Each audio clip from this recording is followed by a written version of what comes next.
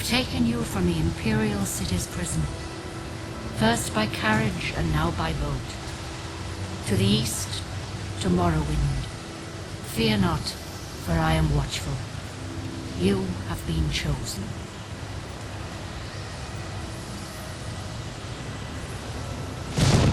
Wake up. We're here. Why are you shaking? Are you okay? Wake up. Stand up. There you go. You were dreaming. What's your name?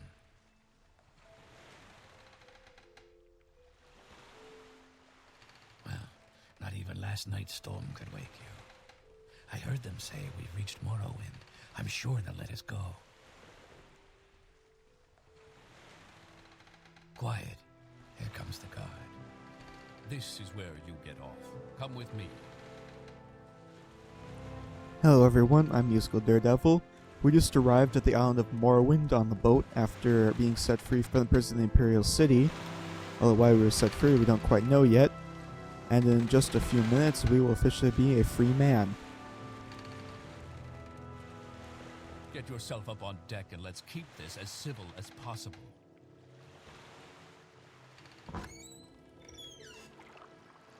This is where they want you. Head down to the dock and I'll show you to the census office. And over here is where we start a character generation. You finally arrived, but our records don't show from where. I will be playing as a dark elf because of some bonuses I get a little bit later on in the main quest. Although that face certainly will not do for this LP. I will definitely be choosing something with a beard. Nothing with enough of a neck beard, that's about the closest I can get. And what else can I choose for my character's hair than a mullet? I'm sure you would all understand why. Yeah, I guess that works.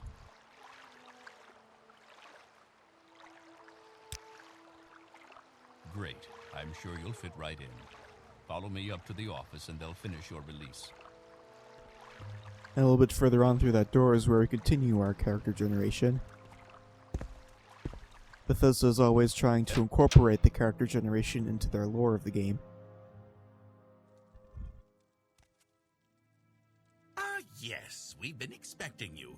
You'll have to be recorded before you're officially released. There are a few ways we can do this, and the choice is yours. I'll be creating my own custom class, and this is where you get to choose several skill and attribute bonuses you get, as well as your major and minor skills which determine when you level up. Now you might be tempted to pick just the skills that you would use or use the most for major minor skills, since after all they're your major or minor skills. However, you would be forgetting that this is a Bethesda game, and leveling up uncontrollably like that would be a bad thing. And so choosing your skills and leveling up is actually quite a bit of a precise science. That looks good enough.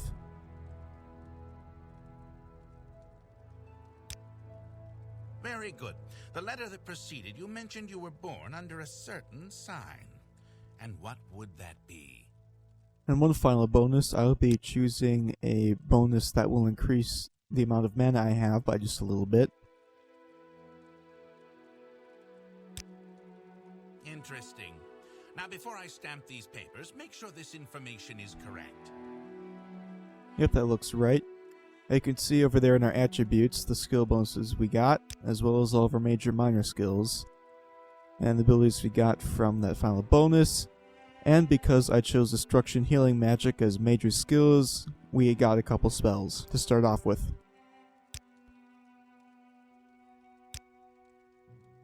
Show your papers to the captain when you exit to get your release fee.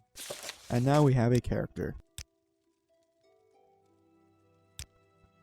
Continue through to the next building and talk to Celisgravius. And next comes this room. At first we enter it, the game gives us a tutorial message on how to do combat and swing a sword. But the main thing we're going to do in this room is what everyone else does in this room, and that is steal absolutely everything that isn't nailed down. And you can kind of see, as I steal everything that isn't nailed down, a few messages pop up. These are tutorial messages which come up as you steal everything that isn't nailed down. And you can sort of see it as the game encouraging you to steal everything in this room in order to really learn how everything is done. And with those 2 rooms taken care of, there's just one final thing to loot, and that is a small chest here, which has a little bit of gold in it. I got on the second try, that's not too bad. I think we're done here. And over there on the other side of the wall is the town we will end up in once this is over. First we have this barrel, which has a ring in it. And this building is the final guy we have to talk to. He'll take our identification papers, and we'll talk to him about Morrowind. He'll tell us that the Emperor was the one who ordered us set free, and he doesn't know exactly why, but since it's the Emperor, he doesn't really care all that much. And he tells us that he has something for us to do. He tells us to go to a town called Balmora and talk to a guy named Caius Cosades, and he has a package for us to deliver to him. And so we'll get around to doing that eventually. And out this door right here, we get one final tutorial message, and now we are officially a free man and can do whatever we want. And what's the first thing we're going to do as a free man? Well, why don't we go talk to this guy? This better be important. It seems that the Imperials took his ring. Well, it just so happens that we found a ring in that barrel back there, and so we give him the ring. As you can see by the blue bar up there, he likes us a little bit more. And also talk to the shopkeeper in town, and as a result, the shopkeeper in town will like us a little bit more. Yes? And that guy Yes. is standing on nothing. So why don't we go pay the shopkeeper in town a little bit of a visit.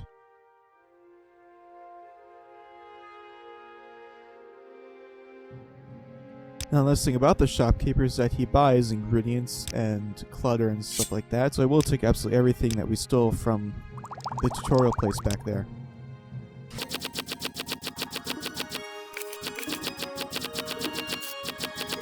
Of course, I'm not going to sell my gold, that would be silly.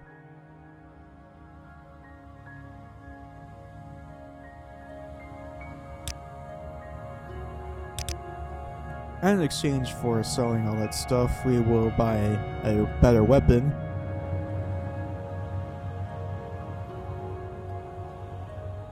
Yeah, that works. I'll go with that. And I'll also buy some armor. You never know, we might need that. It's an okay set for starting out. I think I'll also need a hat. And maybe some pants to go with that as well. Does he have anything better than that? No, not really. Alright. And I'll also need a shield, which is the reason why I picked a one-handed sword in the first place. And that's all we'll need for now. Now, up the stairs behind the shopkeeper is this guy. And this guy tells us that he would like our help in recovering some gold. He's got my attention. He tells us that he had a bit of bad luck gambling, and so he needs some money. But it just so happens that several people in his protection racket have been paying up, so he wants us to find the hiding place of a guy named Fargoth.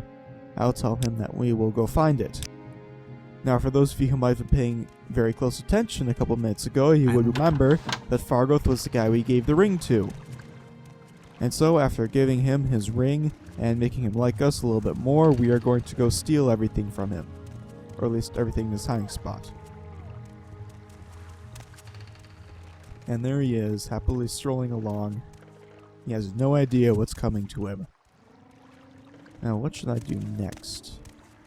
I don't know, why don't I go talk to this guy? Vodonius Nussius.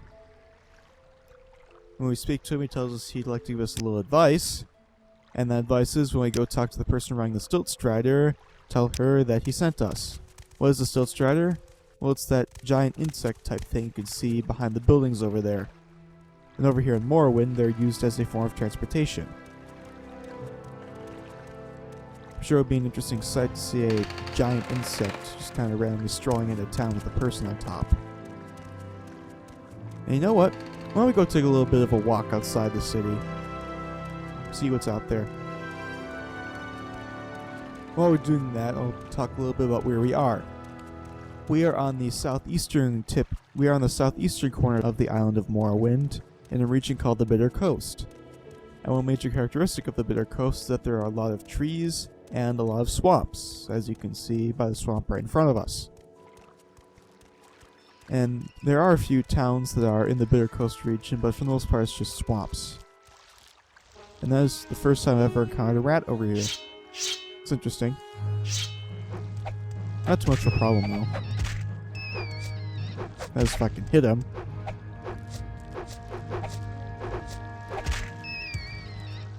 And we'll get a little bit of rat meat that we can sell to the shopkeeper. And now I'm going to get attacked by a tiny worm. A lot of the wildlife in Morrowind will attack you whenever it sees you. There are some mods which can take care of that, but I'd prefer to play without them, since you get experience from killing these things. Now over here, there's a corpse. Processus Vitellius. And on him he has a large sum of gold as well as a tax record. I think it might be important to tell the people over in the office at State and Need that their tax man has gone missing. And so we go talk to the guy at the office. And he makes a quick remark about our clothing. But we tell him we found the tax man. And I tell him that we found some gold on his body. And they tell us that if we go find his murderer, then they will give us 500 gold. And so telling them about the 200 gold and giving it to them wasn't really a huge loss after all. And so now we have a bit of a murder mystery to solve. Now it just so happened to know that the woman over at the lighthouse knew the taxman quite well, in fact may have had a relationship with him. So why don't we go talk to her and see what she can tell us about the taxman's death.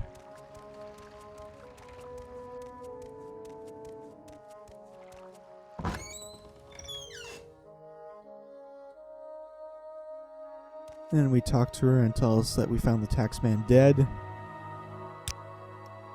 And she tells us, interesting enough, that she's only seen him get angry once or twice. And so we ask her a little bit about that. And she said that she saw him arguing with a guy named Foran Gilneth. And that he also has a ring on him and she wants that returned. So why don't we go talk to Foran Gilneth and see what he can tell us about the death of the taxman. Although I think this is a good place to stop the video for now. You can see Foran's shack right there in the crosshairs at the center of the screen. I'm Musical Daredevil, and I'll see you guys next time when we try and solve this murder mystery.